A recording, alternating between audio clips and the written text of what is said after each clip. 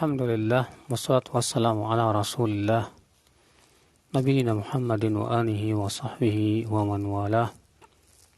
Asyhadu an la ilaha illallah wahdahu la syarikalah wa asyhadu anna Muhammadan abduhu wa rasuluh. Qala Allah Ta'ala fi kitabihil karim, ya ayyuhalladzina amanu taqullaha haqqa tuqatih wa la tamutunna illa wa antum muslimun, amma ba'd. Ayol ikhwah, kita melanjutkan kajian kita. Kemarin kita sudah membahas tentang 3 syarat ibadah,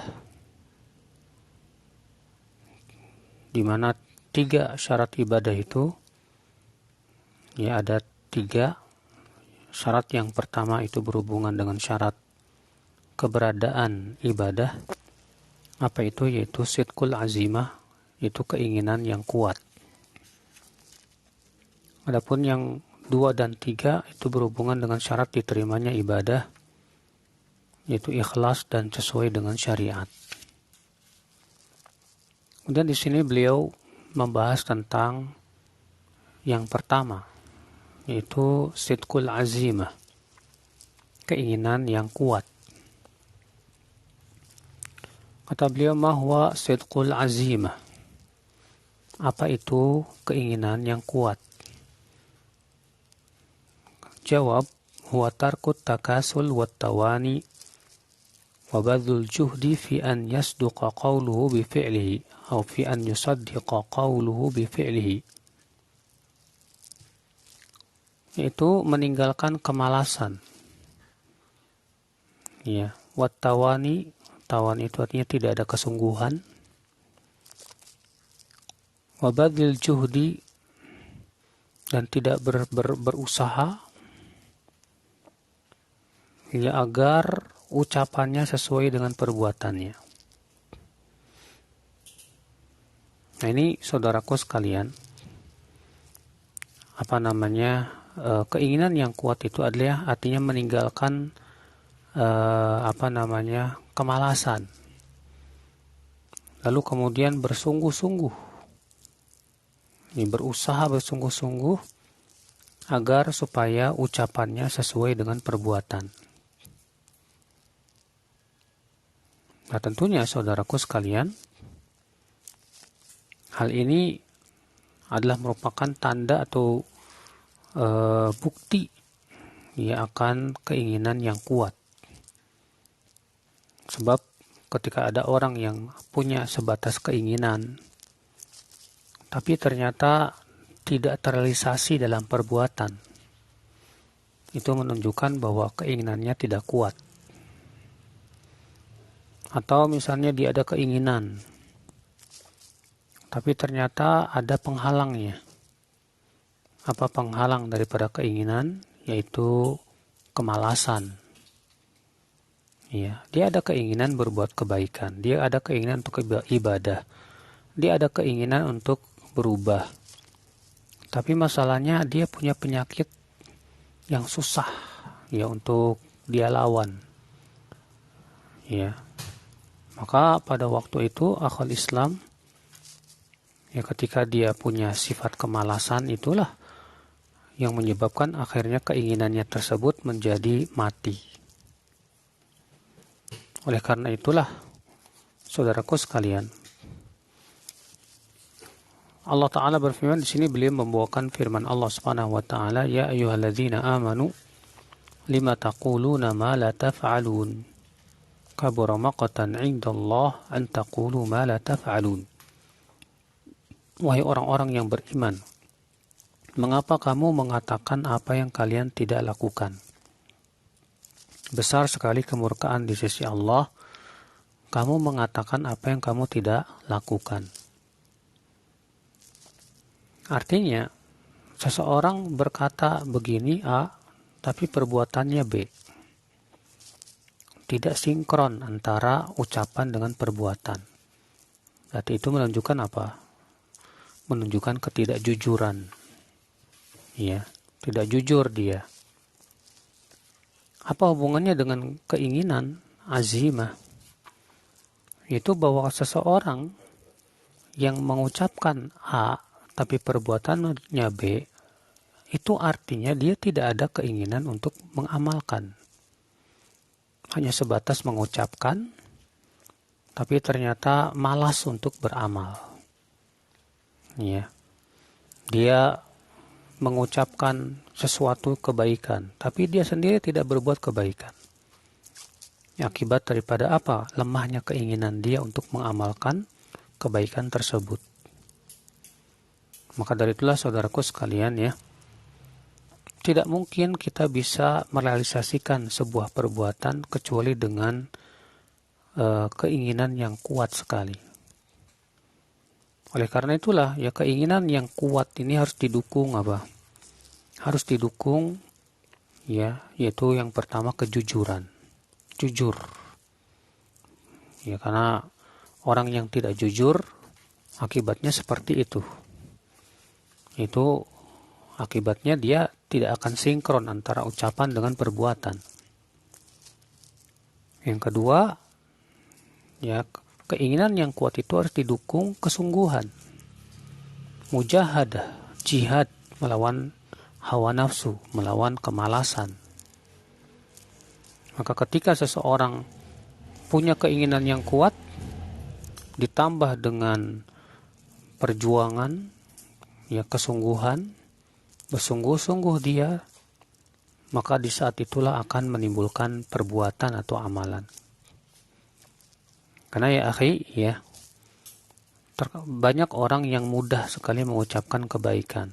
Seorang ustadz seperti saya misalnya, ceramah isinya menganjurkan kebaikan. Tapi ternyata dalam realisasiannya ternyata nol. Hanya sebatas pandai bicara, tapi ternyata ya perbuatannya tidak seperti yang ia ucapkan. Artinya apa? Artinya berarti dia sebetulnya tidak ada keinginan untuk mengamalkan. Atau ada keinginan tapi lemah. Atau ada keinginan yang kuat tapi malas.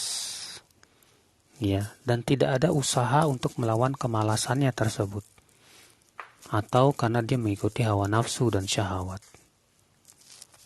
Nah, inilah saudaraku sekalian. Maka ya, Islam menganjurkan kita bersungguh-sungguh. Rasulullah SAW bersabda, ihris ala ma yanfa'uk wasta'in billah wala ta'jaz. Ihris, apa itu ihris? Itu semangatlah, bersungguh-sungguhlah, ala ma yanfa'uk, kepada ya apa-apa yang bermanfaat buat kamu. Wasta'in billah, dan minta tolong kepada Allah. Artinya jangan kamu bersandar kepada kemampuan kamu dan skill kamu. Jangan, tapi mintalah tolong kepada Allah.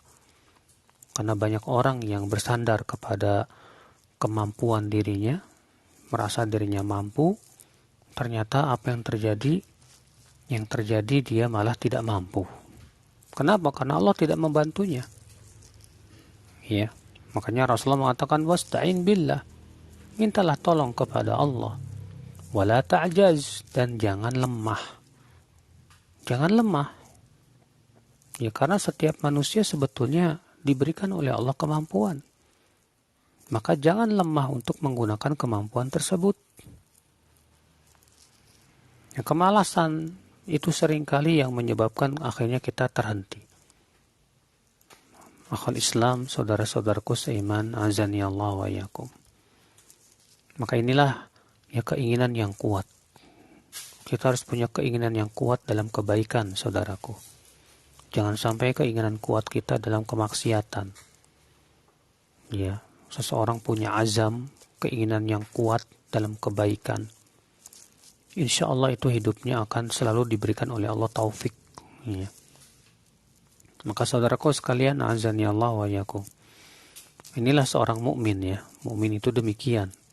Dia punya keinginan yang kuat, tekad yang bulat ya untuk memperbaiki hari-harinya, waktu-waktunya, dan menggunakannya di dalam hal-hal yang diridhai oleh Allah Subhanahu wa taala. Dan sekali lagi, itu tidak mudah. Makanya pernah saya sampaikan perkataan Al-Imam Ibnu Qayyim rahimahullah. Kata beliau bahwa al-awqatu thalathah, waktu itu ada 3. Yang pertama, ya, waktun qad madha, waktu yang telah berlalu. Ya. Yang kedua, waktu yang akan datang. Dan yang ketiga, waktu yang sedang berjalan. Kata beliau, memperbaiki waktu yang telah berlalu mudah. Itu dengan cara bertaubat, mohon ampun kepada Allah Subhanahu wa taala. Yang kedua, memperbaiki waktu yang akan datang mudah juga. Itu dengan berniat yang kuat. Ya, bahwa saya berniat ya untuk waktu yang akan datang ini untuk melakukan kebaikan. Yang ketiga, ini yang paling berat kata beliau. Yang paling berat itu apa? Itu menggunakan waktu yang sedang berjalan. Ya. Ketika kita berniat kuat, bertekad bulat untuk melakukan yang akan datang dengan kebaikan. Nah, ketika yang akan datang ini datang dan berjalan, disinilah kita seringkali ya banyak godaan nih. Ya, misalnya kita berniat, saya berniat nanti malam mau tahajud. Ya, sebatas berniat nanti malam mau tahajud mudah, semua orang bisa itu. Ya, saya bertekad bulat nanti malam mau tahajud. Pas malamnya mau bangun kok ngantuk banget gitu. Aduh, ngantuk banget. Padahal jam beker udah dihidupin, bahkan berdering dengan kencangnya. Dimatiin jam bekernya, tidur lagi. Itulah berat. Ternyata untuk merealisasikan tekad bulat atau keinginan yang kuat itu butuh perjuangan yang luar biasa, saudaraku. Ya, melawan hawa nafsu, melawan kemalasan, ya, melawan syahwat. Ya, makanya Allah kagum ya kepada orang yang berhasil melawan syahwat dan hawa nafsunya ya, demi untuk mendapatkan keridhaan Allah Subhanahu wa taala. Saudara-saudaraku seiman, azani Allah wa yakum. Jadi ya, sekali lagi bahwa keinginan yang kuat saja tidak cukup. Ya, sampai betul-betul didukung oleh kesungguhan melawan hawa nafsu kita dan melawan kemalasan. Ya. Dan tentunya saudaraku sekalian, azani Allah wa yakum, agar kita bisa merealisasikan keinginan yang kuat dalam kebaikan tersebut, ya, jangan lupa yaitu minta tolong kepada Allah Subhanahu wa taala. Sebagaimana Allah berfirman, iyyaka na'budu wa iyyaka nasta'in. Hanya kepada Engkau ya Allah kami beribadah, dan hanya kepada Engkau ya Allah kami minta pertolongan. Kata Syekh Muhammad bin Shalih Al-Utsaimin rahimahullah ya, dalam tafsirnya, Allah menyebutkan yang pertama iyyaka na'bud, hanya kepada Engkau ya Allah kami beribadah. Ya, dan ketika ibadah itu berat, dan memang ibadah itu berat, karena ibadah itu jenis dari pembebanan, dan manusia itu ya jiwanya nggak suka dibebani. Manusia itu jiwanya nggak suka dibebani. Sementara ibadah itu jenis dari pembebanan. Maka karena ibadah itu berat, maka Allah mengatakan wa iyyaka nasta'in, dan hanya kepada Engkau ya Allah kami minta pertolongan. Artinya kita minta tolong kepada Allah agar Allah bantu kita di dalam merealisasikan ibadah. Ya. Sebab kalau kita tidak membantunya, kalau Allah tidak membantu kita dan kita tidak dibantu oleh Allah, sulit sekali. Kemudian saudaraku sekalian, ya, kesungguhan atau niat yang kuat itu jangan sampai kemudian dikotori oleh sikap menunda-nunda. Ya, niat yang kuat atau keinginan yang kuat itu jangan sampai dikotori oleh apa? Sikap menunda-nunda. Kenapa demikian? Karena sikap menunda-nunda ketika telah tiba waktunya ibadah, lalu kita tunda-tunda. Al-Imam Ibnu Qayyim rahimahullah menyebutkan bahwa hal itu sering kali menyebabkan akhirnya kita lemah melakukan ibadah tersebut. Akibat daripada kita menunda-nunda. Ya. Ada waktu kosong, kita sudah berazimah, bertekad bulat misalnya. Nanti sore saya kosong nih, waktu saya mau gunakan untuk baca Al-Quran 1 juz misalnya. Lalu kemudian saat sore tiba, menunda, nanti aja deh, jam 4:30. Ini kan baru jam 4:30 misalnya. Pas 4:30, nanti aja deh, jam 5. Nanti masih cukup kok baca Quran 1 juz.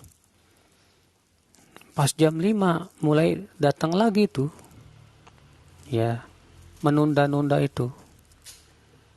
Sehingga akhirnya apa? Allah jadikan dia berat untuk melakukannya. Akhirnya dia tidak jadi melakukannya. Makanya Al-Hasan Al-Basri berkata apa? Iya kuat taswif. Jauhi oleh kamu menunda-nunda dengan mengatakan nanti. Fa innaka fi yaumika walasta fi ghadik. Karena kamu sedang berada di hari ini bukan hari besok. Iya, maksudnya bagaimana? Artinya besok itu belum tentu ada. Karena ajal kita belum tentu sampai besok loh. Iya. Maka dari itu jangan kamu menunda-nunda dengan mengatakan nanti, jangan. Karena nanti itu belum tentu menjadi milik kita. Sekarang juga ada waktu, segera gunakan. Ya, kalau ternyata hari ini bisa kita benar-benar gunakan sebaik-baiknya, besok pun lebih bisa lagi untuk menggunakan waktu sebaik-baiknya kalau ternyata besok masih ada. Tapi ketika hari ini kita tidak gunakan sungguh-sungguh, besok pun belum tentu bisa. Lagian juga besok belum tentu waktu itu akan datang kepada kita. Nah, ini sikap menunda-nunda juga ya seringkali menyebabkan akhirnya kita lemah dari tekad bulat kita yang tadinya kita ingin bersungguh-sungguh ya berbuat kebaikan tersebut. Demikian pula faktor yang lain yang menyebabkan kita tidak bisa merealisasikan keinginan kuat apa? Teman, lingkungan. Ada orang yang Masya Allah bertekad bulat, saya bertekad untuk taubat. Saya nggak mau lagi berbuat perbuatan maksiat itu. Rupanya dia punya teman-teman yang buruk. Ya, menggembosi. Kamu kan masih muda. Ya, mumpung masih muda, kita bisa tenang-senang dulu. Nanti kalau udah tua baru deh taubat. Akhirnya dia terpengaruh. Sehingga akhirnya keinginan yang kuat itu menjadi lemah. Ya. Nah, ini subhanallah saudaraku sekalian. Ternyata ya untuk merealisasikan keinginan yang kuat itu berat ya. Karena ada setan yang menggoda, ada hawa nafsu yang menghalangi, ya. Ada penyakit kemalasan dan perkara-perkara yang lainnya. Maka semua ini saudaraku ya harus benar-benar kita lawan supaya keinginan yang kuat itu ya betul-betul terrealisasi. Ya. Wallahu alam demikian. Nah. Baik Ustaz, jazakumullah khairan Ustaz atas ilmu yang telah antum sampaikan dan teman-teman sekalian. Semoga Allah memberikan taufik kepada kita semua. Dan kita masuk ke sesi tanya jawab. Kita punya waktu cukup panjang untuk bersoal jawab dengan guru kita dan waktu ini waktu yang sangat prestisius untuk kita manfaatkan dan jangan malu untuk bertanya teman-teman karena sebagaimana dikatakan oleh para ulama bahwa rasa malu bertanya akan menghalangi kita dari ilmu. Dan sepertinya sudah ada beberapa yang ingin bertanya Ustaz. Kita coba naikkan. Nanti bergantian ya teman-teman. Kita mulai dari Pak Saleh Haji. Kepada Pak Saleh Haji untuk bertanya. Assalamualaikum warahmatullahi wabarakatuh Ustaz. Assalamualaikum warahmatullahi wabarakatuh. Semoga Ustadz, pengarang buku, penyelenggara, kita semua dan kaum muslimin selalu dalam keadaan sehat, lindungan Allah dan mendapat rahmat Allah Subhanahu wa taala. Ustadz, Ana mau bertanya tentang tobat untuk masa lalu. Apakah dengan tobat masa lalu itu semua dosa itu diampuni oleh Allah, termasuk dosa syirik seperti dilahirkan dari ibu gitu, kosong sama sekali. Syukron, jazakumullah khair. Iya. Perlu kita yakini, Pak, bahwa kalau kita bertaubat kepada Allah dengan sungguh-sungguh, pasti Allah akan ampuni semua dosa kita. Ya, siapa yang punya keraguan dalam hal ini berarti dia sudah suudzon kepada Allah. Karena Allah Subhanahu wa taala sudah menamai dirinya Al-Ghafur, Al-Ghaffar. Itu pengampun, Al-Afu, pemaaf. Allah juga berfirman dalam surat Az-Zumar, "Qul li'ibadiyalladzina asrafu ala anfusihim la taqnatu min rahmatillah innallaha yaghfiru dzunuba jami'a innahu huwal ghafurur rahim." Katakan ya kepada orang-orang yang melampaui batas itu, jangan kalian merasa putus asa dari rahmat Allah. Sesungguhnya Allah mengampuni semua dosa. Sesungguhnya Dia Maha Pengampun lagi Maha Penyayang. Ya. Adanya orang-orang yang tidak mau istighfar, nggak mau taubat sama Allah karena akibat suudzon bahwa Allah tidak akan ampuni dosanya. Nah, akhirnya gara-gara suudzonnya itu yang membuat dia binasa. Makanya Allah mengatakan apa? وَذَلِكُمْ ظَنُّكُمُ الَّذِي ظَنَنْتُمْ بِرَبِّكُمْ أَرْدَاكُمْ فَأَصْبَحْتُمْ مِنَ الْخَاسِرِينَ. Itulah persangkaan kalian kepada Allah yang buruk, yang menyebabkan kalian binasa, sehingga kalian pun menjadi orang-orang yang merugi. Ya, maka kita bertaubat dan yakin dan husnudzon bahwa kalau kita bersungguh-sungguh dalam bertaubat, Allah pasti ampuni dosa-dosa kita. Ya, dosa sebesar apapun, kalau kita minta ampun kepada Allah, Allah pasti ampuni. Ya, dalam hadis qudsi Allah Ta'ala berfirman, "Ya ibna Adam, in law balagat dhunubuka anana as-sama' thumma astaghfartani ghafartu lak."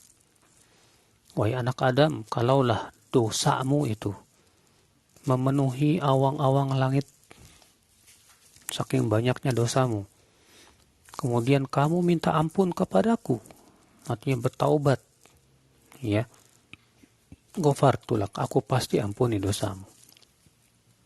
Makanya Bapak silakan cari sama penanya tadi, tolong cari ada nggak satu ayat yang Allah mengatakan kalau kamu mohon ampun kepadaku, aku tidak akan ampuni. Nggak ada, ya, nggak ada ayatnya atau hadis yang mengatakan orang yang bertaubat ditolak taubatnya. Nggak ada. Orang yang bertaubat diterima taubatnya oleh Allah Subhanahu wa taala. Orang yang mohon ampun kepada Allah dengan sungguh-sungguh, ya Allah akan ampuni dosanya. Demikian. Syukron, jazakumullah khair. Iya, wa jazakallahu khairan. Selanjutnya Kak Nandra. Assalamualaikum warahmatullahi wabarakatuh. Assalamualaikum Ustadz. Izin bertanya, mana yang lebih utama mengerjakan sholat witir sebelum tidur karena khawatir tidak akan terbangun, atau sholat witir setelah tahajud?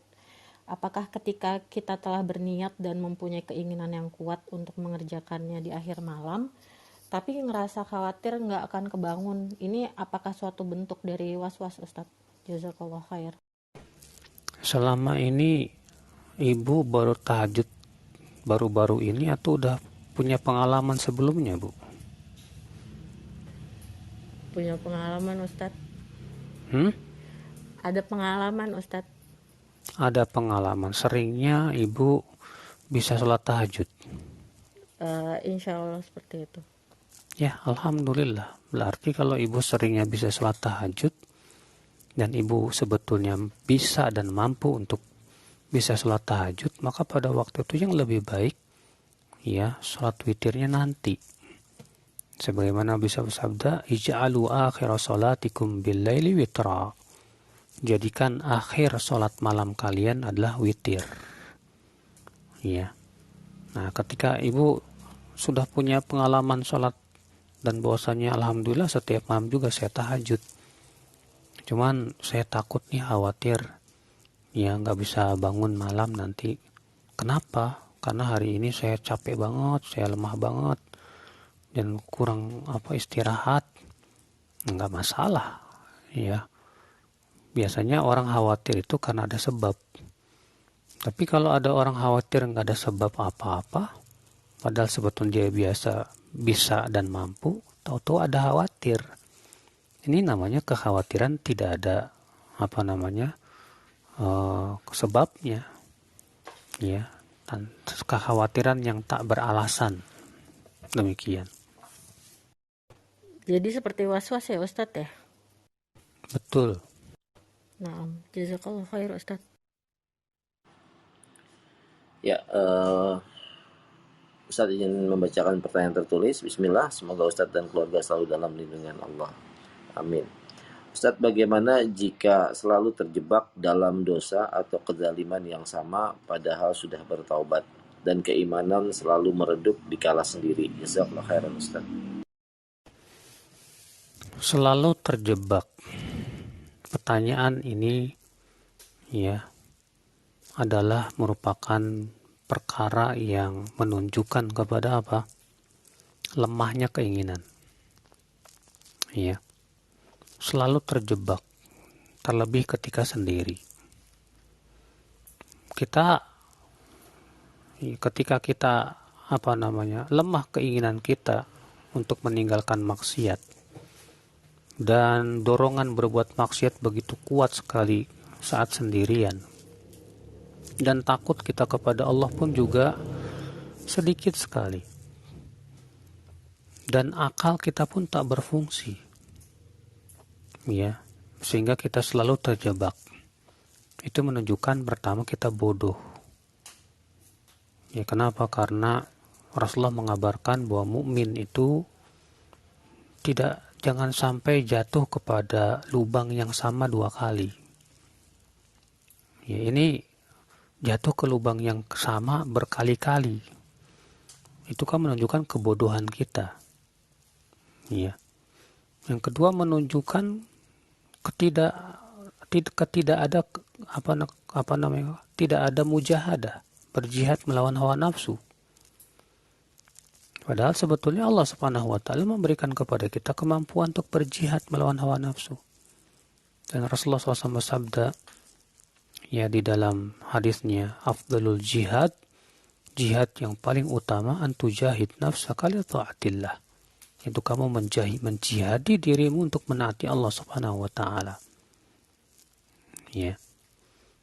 Maka dari itu jangan sampai kita masuk ke dalam hadis Nabi Shallallahu Alaihi Wasallam yang dikeluarkan oleh Ibnu Hibban. Rasulullah SAW bersabda, khamsatun min ahlin nar. Ada 5 penduduk api neraka. Siapa 5 penduduk api neraka? Yang pertama, ad-dhaif alladzi la zubralah. Orang yang lemah di hadapan hawa nafsu, lemah di hadapan maksiat. Alladzi la zubralah, yang tidak punya otak, nggak punya akal ya untuk memikirkan dan tidak punya kekuatan ya supaya dia bisa meninggalkan maksiat. Ya akhi, seorang muslim itu harus cerdas, bukan cuma sebatas cerdas cari duit, tapi juga cerdas gimana caranya dia bisa menyelamatkan dirinya dari api neraka. Ya. Saya yakin kita tidak ingin masuk di dalam hadis tadi yang disebutkan oleh saya sebutkan tadi ya, bahwasanya ada 5 penduduk api neraka. Yang pertama, orang yang lemah di hadapan hawa nafsunya, di hadapan syahwatnya. Ya adzaif alladzi la zubralah, sehingga akhirnya dia selalu terjebak lagi, terjerembab lagi. Kenapa? Kita berarti lemah. Tidak ada kekuatan, tidak ada perjuangan, tidak ada mujahadah. Berarti kalau kita lebih senang terus-menerus terjebak seperti itu, berarti kita masuk dalam hadis tersebut. Ya, kita terancam masuk neraka. Na'udzubillah. Nasallallahu salamata wal afiyah. Maka coba kita cerdas sedikit, mikir. Banyak orang kalau buat cari duit mikir, Masya Allah, putar otak. Gimana caranya saya bisa dapat duit? Tapi gak muter otaknya gimana supaya saya selamat dari maksiat. Ya, coba putar otak kita. Kenapa sih saya selalu terjerembab? Kenapa sih saya selalu terjebak? Apa sebabnya saya bisa masuk seperti itu? Ya, pelajari baik-baik, putar otaknya. Oh, sebab utamanya adalah misalnya HP. Ya, berarti ini sebab utamanya. Putar otak lagi, gimana caranya? Ya, supaya saya tidak terjebak lagi untuk beberapa kali. Sampai kapan saya akan terjebak? Masa saya akan terus terjebak? Lalu kemudian malaikat maut menjemput saya dalam keadaan saya berbuat maksiat. Saya nggak mau. Putar otak kita, gunakan kemampuan kita, jihad, ya, berjuang melawan hawa nafsu. Jangan biarkan kita terus kalah lagi. Ya. Nah, dari itulah saudaraku sekalian ya. Maka gunakan, minta kepada Allah kekuatan, gunakan kemampuan kamu, karena setiap manusia diberikan oleh Allah kemampuan. Ya, tawakal kepada Allah Subhanahu wa taala, mohon kepada Allah kekuatan. Lalu kemudian kita berusaha untuk ya mujahadah, berjihad melawan hawa nafsu. Nah, Baik Ustaz, jazakumullah khairan atas jawabannya, dan semoga Allah memberikan taufik bagi kita semua. Selanjutnya kepada Taufikah. Tafadhol, hidupkan mic. Ya, bismillahirrahmanirrahim. Assalamualaikum warahmatullahi wabarakatuh. Semoga Allah selalu meridhai, selalu memberkahi Ustadz keluarga dan juga para tim yang telah menyelenggarakan kajian malam ini dan seluruh muslimin yang berhadir di kajian malam ini. Afwan, sebelumnya Ustadz, Ana ingin bertanya agak keluar dari topik malam ini mengenai bagaimana hukumnya ketika kita tidak memberitahu kematian saudara terdekat kepada orang tua. Nah, ini sebenarnya nenek saya Ustadz yang sudah sepuh dan lemah fisiknya gitu, serta mentalnya, lemah fisik serta mentalnya. Jadi kami takut untuk memberitahu karena seandainya dikabarkan itu semakin membuat beliau betul-betul lemah berhari-hari Ustadz, karena sudah pernah terjadi 2 kali. Nah, apakah tindakan kami ini kurang tepat atau apa yang harusnya kami lakukan Ustadz? Jazakallahu khair. iya, tindakannya sudah tepat, ya. Karena tidak setiap kabar harus kita beritahukan. Kalau ternyata kita beritahukan malah menimbulkan mudarat, lebih baik jangan. Ya, ditunda saja sampai waktu yang tepat. Ada sebuah kisah yang mungkin kisah tersebut masyhur ya, sudah sering dibawakan oleh para asatidzah, tentang seorang sahabiat, Raihanah Ummu Sulaim. Ya, adalah Ummu Sulaim, anaknya sakit. Lalu kemudian suatu hari Abu Talhah pergi jauh ya, untuk ada keperluan. Baru pulang malam. Rupanya anaknya meninggal dunia. Maka Ummu Sulaim kemudian mengkafani anaknya, ya, lalu kemudian menyuruh agar orang-orang jangan sampai tahu Abu Talhah, jangan diberitahu dulu, biar aku sendiri yang akan memberitahunya. Maka kemudian ya pulanglah Abu Talhah di waktu malam. Maka Ummu Sulaim pun berhias, lalu menyediakan makan malam, lalu kemudian ya bersetubuh. Dalam keadaan setelah selesai setubuh, Ummu Sulaim kemudian berkata kepada suaminya, "Hai suamiku, aku boleh bertanya, apa itu?" Kata Ummu Sulaim, "Kalau ada orang yang dititipkan, ya, kalau ada tetangga menitipkan kepada kita sesuatu, lalu kemudian dia meminta lagi barangnya, boleh nggak kita tolak?"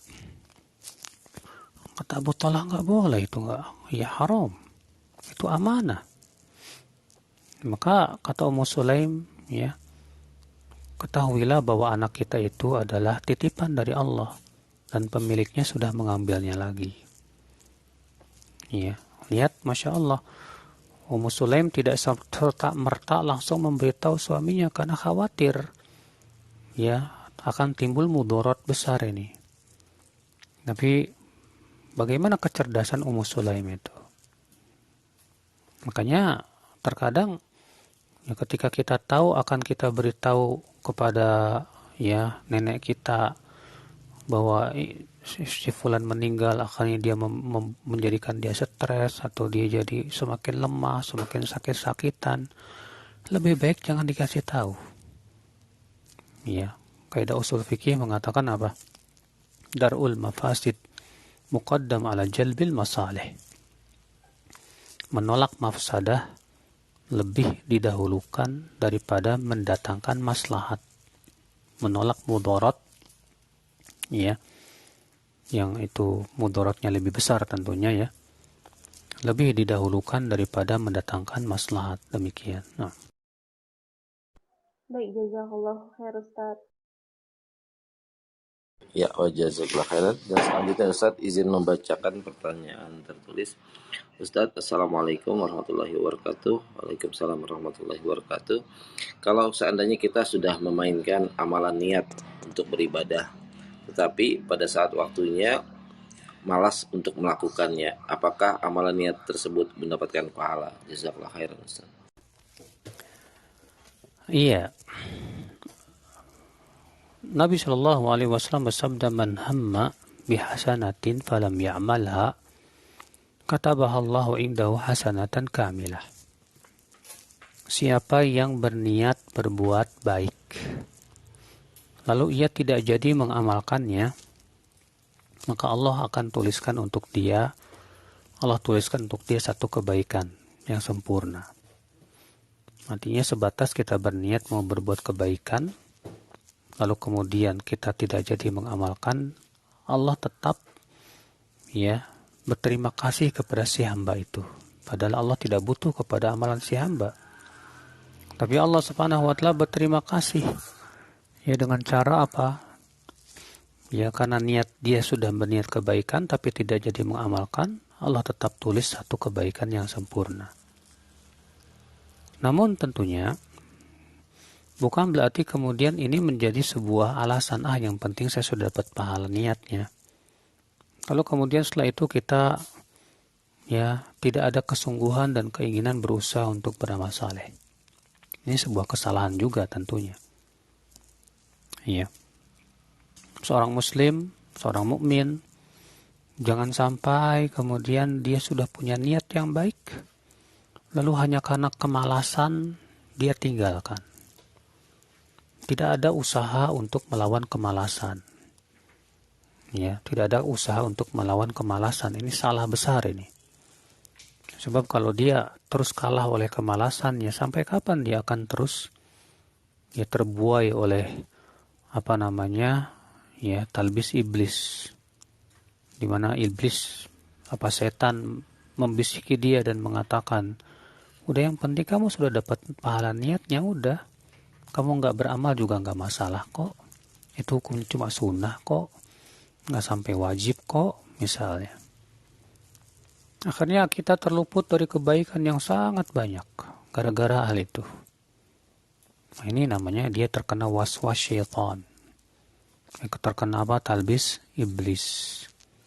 Jangan seperti itu. Kalau kita sudah ada niat yang bagus, keinginan yang bagus, berusaha sekuat tenaga, bagaimana supaya ketika waktunya telah datang kita bisa merealisasikannya dalam kehidupan. Ya. Nah itu demikian, Allah a'lam. Baik Ustaz, jazakallahu khairan atas jawabannya. Terus selanjutnya kepada Akh Alan, tafadhol hidupkan mic-nya. Tanya kepada Ustaz satu pertanyaan singkat dan padat. Oke, terima kasih atas kesempatannya. Assalamualaikum Ustadz. Saya ingin nanya berdasarkan pengalaman saya. Saya memahami betul bagaimana orang Islam dilarang dan sangat tidak boleh berhubungan dengan alkohol apapun urusannya gitu. Yang saya ingin tanya Ustadz, saya kan sekarang lagi bekerja di Jerman dan di sini tuh kan alkohol itu tidak berada di tempat-tempat yang bisa kita hindari gitu, seperti di klub atau di tempat-tempat yang mudaratnya jelas gitu. Kadang alkohol pun ada di restoran pinggir jalan dan lain sebagainya. Nah, saya ini kadang sering traktir teman-teman yang karena konteksnya traktir, artinya saya juga membelikan mereka minuman-minuman beralkohol dan makanan-makanan yang haram misalnya. Dan saya juga nggak bisa ngatur apa yang akan mereka makan dong, karena ya itu hak mereka gitu, mereka mau makan apa dan mereka mau minum apa, tapi pada konteksnya saya yang bayar gitu. Dalam hal seperti ini bagaimana hukumnya yang saya lakukan ini, karena niatnya utamanya adalah saya ingin meraktir teman aja gitu, memberi jamuan kepada teman, seperti itu. Mohon jawaban. Ada sebuah hadis Nabi Shallallahu Alaihi Wasallam bersabda, "Man kana yu'minu billahi wal yawmil akhir, fala yajlis ala ma'idatin yushrabu fiha al-khamr." Barang siapa yang beriman kepada Allah dan kehidupan akhirat, janganlah ia duduk di tempat atau di meja makan yang diminum padanya arak. Iya. Artinya kita duduk bersama teman-teman dan di situ dia minum arak dan kita duduk bersama dia, berarti apa yang terjadi? Yang pertama, kita menjadi syaitanun akhras, setan bisu. Ya, kita tidak berusaha untuk mengingkari. Sudah gitu, yang kedua, ya kita tidak ada berusaha untuk memperbaiki. Maka dari itu saran saya sama antum ya kalau suka untuk mentraktir, antum harus bisa memberikan syarat. Saya akan traktir kalian, tapi syaratnya satu, tidak minum arak, tidak minum yang beralkohol. Kalau kalian mengambil yang beralkohol, saya itu di luar tanggung jawab saya tidak mau bayarkan. Dan saya pun juga tidak mau duduk di tempat duduk yang diminum padanya arak, karena itu dilarang oleh Nabi saya, oleh agama saya. Antum harus tegas dalam hal ini, tidak boleh hanya karena nggak enak sama temen, nggak enak, ya, nggak ada dalam masalah ini. Makanya Allah mengatakan apa? Wala ta'khudhukum ra'fatun fi dinillah. Jangan sampai, ya, rasa ra'fah, rasa nggak enak itu membuat kamu akhirnya tidak bisa menjalankan agama Allah Subhanahu wa taala. Enggak benar seorang muslim ya untuk supaya orang enak sama saya akhirnya dia terjerembab kepada maksiat. Ini enggak benar. Yang harus kita perhatikan, pelihara diri kita dari api neraka. Jangan sampai hanya karena gara-gara kawan-kawan kita ikut masuk ke dalam api neraka. Ya. Jadi seorang mukmin harus kuat dalam berpegang kepada akidahnya. Jangan sampai setia kawannya itu yang menyebabkan akhirnya menghalalkan segala sesuatu. Ya, saya tidak bisa melarang mereka, Ustadz. Ya, itu hak mereka mau ngambil apa. Tidak bisa, karena masalahnya kamu yang mentraktir. Kalau kamu yang mentraktir, maka kamu yang harus bisa mengatur. Ya. Jangan sampai kemudian kita traktir, kemudian kita bebaskan dia terserah mau makan daging babi, kayak mau makan, nanti saya bayarkan. Akhirnya apa? Kita dapat dosanya. Kita pun ikut kita masuk neraka juga. Memang berat ya berpegang kepada agama Allah Subhanahu wa taala ini. Tapi kalau kita bisa tegas sama mereka, mereka pun juga akan segan sama kita kok. Ya.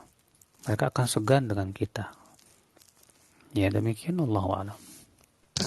Ustaz, mohon boleh ada waktu sebentar mau nanya sedikit lagi. Bukan bermaksud untuk mencoba sekuler atau mencari pembelaan, Ustaz, tapi mungkin kan karena konteksnya ini sama kayak ketika rekan-rekan kerja di Indonesia yang kemudian pembicaraan agar lebih luas dibicarakan di tempat makan gitu, dan karena memang alkohol ini tidak ada di tempat-tempat yang mudorotnya jelas gitu, jelas kayak kantin perusahaan gitu. Jadi memang ya saya sendiri menyadari bahwa makanya ini jadi pertimbangan saya bahwa ini mungkin salah gitu, tapi dari konteks lingkungan dan budayanya dengan orang-orang internasional yang saya juga mungkin agak sulit untuk menjelaskan. Mungkin kalau saya praktis Hai, suaranya menghilang, Ahi. Iya, Coba langsung di poinnya aja, Ahi. Boleh? Iya. Jadi poinnya oke, kalau untuk mentraktir mungkin dengan konteks walaupun saya sedang ada di Jerman, mungkin saya masih bisa mengatur. Tapi untuk berpisah dari ruangan meja makan itu sendiri, karena apa yang teman-teman saya ini makan, apakah itu memang sebuah keharusan gitu? Apakah tidak ada, tanpa bermaksud untuk mencari pembenaran, apakah tidak ada hal yang bisa saya lakukan untuk tetap bersama mereka gitu? Karena ya percakapan meja makan ini juga penting untuk karir dan dalam pekerjaan saya gitu. Itu aja, Ustaz. Terima kasih. Iya. Sudah saya sebutkan tadi hadisnya ya. Siapa yang beriman kepada Allah dan kehidupan akhirat, janganlah ia duduk di meja makan yang diminum padanya arak. Ya. Nah, permasalahannya adalah ketika antum berada di Jerman atau di negara yang namanya minum arak itu sudah biasa. Nah, itulah memang mudorotnya tinggal di negeri kafir, ya. Tinggal di tempat yang memang sudah terbiasa yang namanya maksiat, kita selalu kena debunya maksiat. Kita selalu terkena ya, hal-hal yang akhirnya kita pun juga terjerembab dalam maksiat tersebut. Maka ya pertama, ketika keadaannya seperti tadi, antum sudah memberikan syarat. Syarat saya adalah saya akan traktir kamu, tapi saya tidak mau ya bayarin kalau kamu makan atau minum arak. Ya. Kemudian ketika antum mentraktir ini, tujuannya untuk apa misalnya? Untuk bisnis saya, untuk usaha saya, untuk dan yang lainnya. Nah, berarti saya ada melihat ya, ternyata niat mentraktir itu untuk lebih berhubungan dengan perusahaan dan usaha dan yang lainnya, supaya ya bagaimana supaya lebih ini. Coba antum pikirkan, ada nggak cara lain selain makan-makan di situ? Ya. Untuk sebatas membicarakan tentang masalah perusahaan ataupun yang lainnya, antum bisa misalnya undang ke tempat rumah antum, atau antum misalnya jangan di restoran yang di situ diminum, yang sudah pasti itu diminum arak, tapi di taman kayak sambil nyantai ngobrol, antum sendiri yang berikan ya, jangan antum sendiri yang membeli sendiri ya. Misalnya saya nanti belikan sendiri, tapi kita kumpulnya di mana gitu, jangan di restoran yang di situ jelas diminum padanya arak ya. Selama masih bisa kok ada alternatif tempat-tempat yang lain yang kita selamat agama kita dan keimanan kita, kenapa kita tidak bisa lakukan gitu loh? Kenapa kemudian harus memaksakan diri harus berada di restoran tersebut? Demikian. Ya, alhamdulillah, terima kasih banyak Ustadz pencerahannya. Iya, semoga Allah memberikan kita taufik semua. Dan selanjutnya kepada Akh Subhi, tafadhol. Ya, bismillah. Assalamualaikum warahmatullahi wabarakatuh. Terima kasih Bang Zul atas kesempatannya. Assalamualaikum ya Ustazi. Semoga Allah selalu menjaga Ustadz Badur Salam dan keluarga beserta seluruh kaum muslimin di masa pandemi ini. Izin Ana meminta nasihat Ustadz, bagaimana kiat-kiat agar kita ini terhindar dari sifat malas, terutama dalam urusan menuntut ilmu. Karena terkadang kita bersemangat dan memiliki keinginan yang kuat hanya kepada hal-hal yang kita tahu betul manfaatnya buat diri kita sendiri. Sedangkan hal-hal yang kita belum paham atau mengerti manfaatnya, namun hal itu sebenarnya merupakan kewajiban bahkan bernilai baik buat diri kita suka bermalas-malasan atau tidak bersegera melakukannya. Jadi mohon nasihatnya Ustadz. Barakallahu fiik. Tentunya, akhi, ya, agar kita bisa semangat, berarti kita harus bisa memotivasi diri kita sendiri. Ya. Dan yang kedua, berusaha mengetahui manfaat yang besar atau faedah yang besar dari perbuatan yang hendak kita lakukan tadi. Ya, ketika kita tidak tahu apa manfaatnya, memang terkadang seringkali membuat kita malas. Tapi ketika kita tahu manfaatnya besar sekali, pahalanya besar sekali, maslahatnya besar sekali, di situ akan termotivasi jiwa kita untuk bisa melakukannya. Ya. Nah, ini penting, makanya memotivasi diri itu penting sekali. Oleh karena itu Al-Imam Ibnu Qayyim rahimahullah ya menyebutkan tentang di antara usaha untuk agar kita bisa merealisasikan keinginan kita adalah dengan cara merayu jiwa kita. Karena jiwa kita ini bagaikan wanita yang harus dirayu. Ya. Merayu, coba kalau antum merayu istri antum supaya istri antum mau mengikuti keinginan antum, gimana caranya? Ya. Maka ketika kita rayu diri kita supaya kita mau mengamalkannya, dengan cara apa? Memberinya motivasi. Memberi jiwa kita motivasi, lalu kita berusaha membaca atau mencari tahu apa sih manfaat-manfaat amalan yang diamalkan ini. Apalagi antum tadi sudah bilang itu sebuah kewajiban. Ya. Sesuatu yang wajib kalau ditinggalkan menjadi dosa. Maka dari itu kita berusaha untuk memotivasi jiwa kita. Jangan sampai kita motivator orang lain. Ya bisa kalau memotivasi orang lain hebat banget gitu loh. Tapi memotivasi diri sendiri nggak bisa. Aneh. Ya. Jadinya seperti lilin. Tahu lilin? Lilin itu cahayanya menerangi orang lain, tapi dirinya sendiri terbakar. Kita tidak ingin seperti itu. Maka dari itulah, ya sekali lagi bahwa jangan sampai kita memelihara yang namanya kemalasan. Jangan dibiarkan kemalasan itu terus menahan banyak kebaikan-kebaikan. Sampai kapan kita akan terus ditahan oleh kemalasan? Tidak boleh. Ya. Jadilah kita orang yang cerdas. Putar otak kita, apa manfaatnya saya malas? Kalau kita tahu bahwa malas tidak ada manfaatnya, dan bahwasanya kalau saya amalkan amalan tersebut, saya dapat banyak faidah, pahala, maka buat apa saya malas kalau begitu? Nah ini, disinilah kita pentingnya sekali lagi ya, memutar otak, cerdas, jadi dalam beramal soleh. Demikian. Masya Allah, tabarakallah. Syukran Ustadz atas nasihatnya. Wa jazakumullahu khairan. Ya, jazakallahu khairan.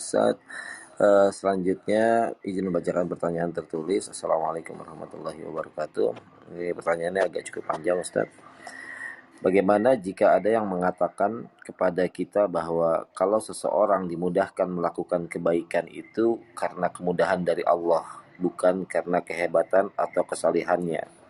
Berarti jika orang yang melakukan keburukan itu karena Allah tidak memudahkannya melakukan kebaikan, dan harus ada usaha dari manusia itu sendiri melakukan kebaikan, dan harus ada usaha dari manusia itu sendiri dalam melakukan kebaikan. Apakah berarti itu sama dengan ada campur tangan makhluk untuk berjuang melakukan kebaikan? Dan apakah niat kita juga punya pengaruh atas kemudahan yang Allah berikan? Jazakallah khairan Ustaz. Ini pertanyaan sudah ditanyakan pada pertemuan kemarin sebetulnya ya.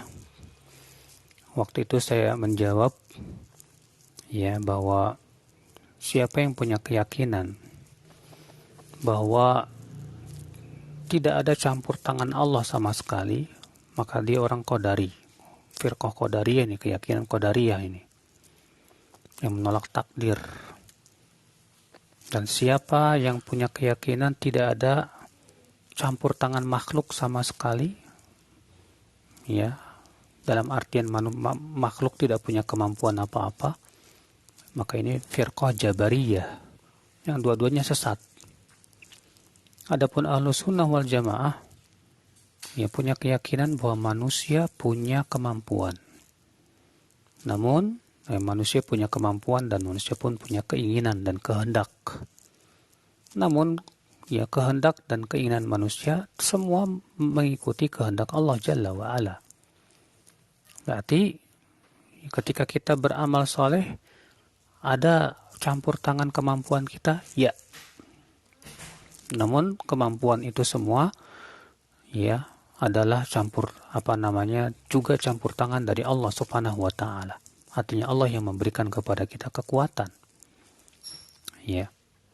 Nah, ketika kita berusaha sekuat tenaga untuk mengamalkannya, usaha kita yang sekuat tenaga ini agar bisa merealisasikannya, itu sebagai sebuah usaha yang baik di mata Allah. Dan Allah maha berterima kasih kepada hambanya. Maka Allah pun membantunya.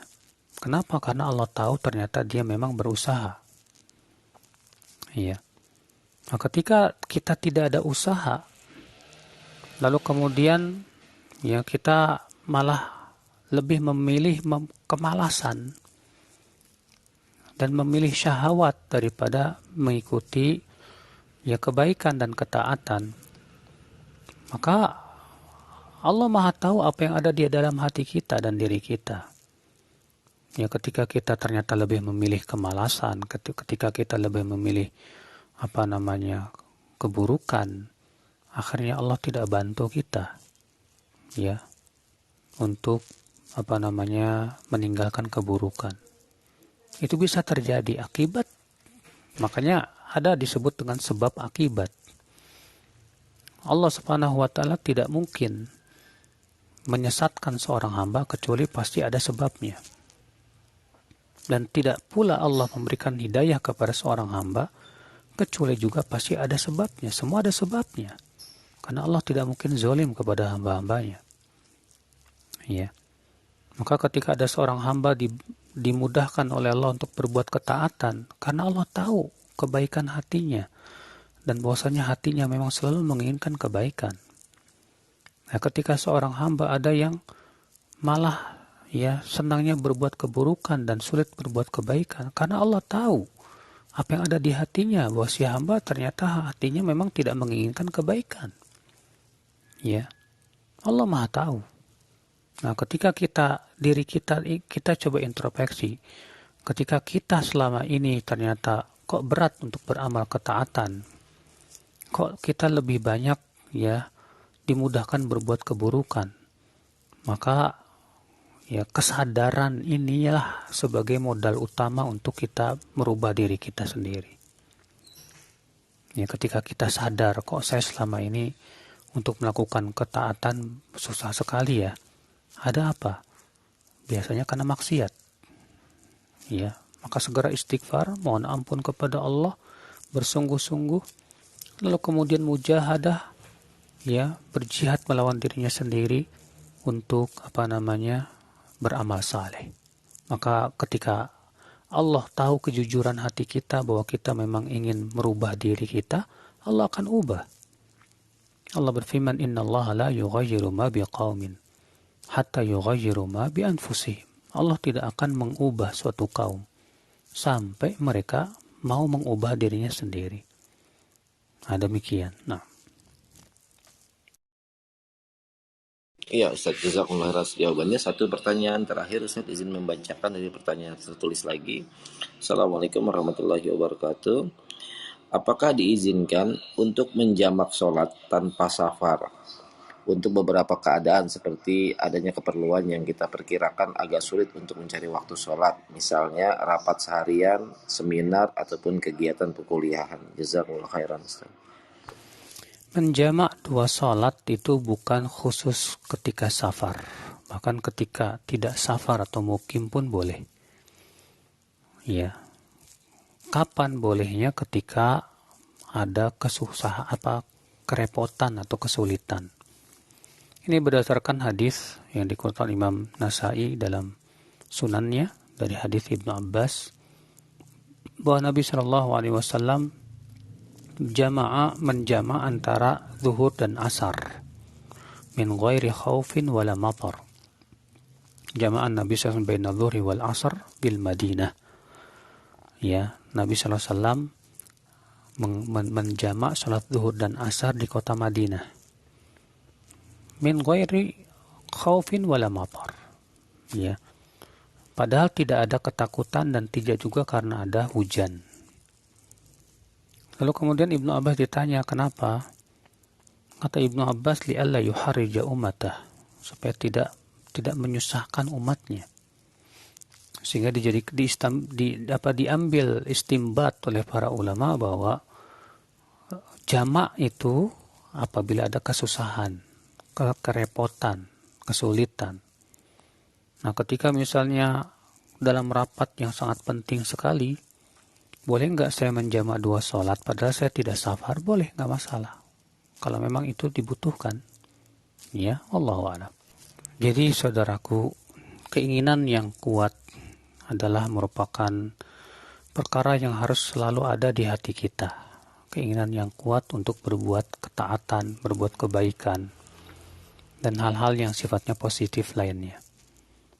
Jangan sampai keinginan yang kuat itu digunakan untuk berbuat maksiat. Ya. Dan keinginan yang kuat harus disertai dengan ilmu. Ketika ada keinginan yang kuat tapi tidak ada ilmu, tidak akan terrealisasi amal kebaikan. Dan ketika ada ilmu tapi tidak ada keinginan yang kuat, kita pun tidak akan bisa mengamalkan ilmu. Maka dua perkara inilah, kata Ibnu Qayyim, dua kekuatan yang harus betul-betul kita gunakan. Apa itu? Kekuatan keinginan. Yang kedua yaitu kekuatan ilmu. Ya, ketika kekuatan keinginan dan kekuatan ilmu itu digabungkan, dikawinkan, jadilah dia menimbulkan amal saleh dan kebaikan. Tapi ketika kekuatan keinginan dan kekuatan ilmu itu tidak ada salah satunya, dia tidak akan menimbulkan amal apa-apa. Ya, semoga kita termasuk orang-orang yang diberikan oleh Allah karunia dua kekuatan ini, kekuatan keinginan dan kekuatan ilmu. Lalu kemudian menimbulkan amal saleh. Allahu a'lam, wabillahi taufik. Assalamualaikum warahmatullahi wabarakatuh.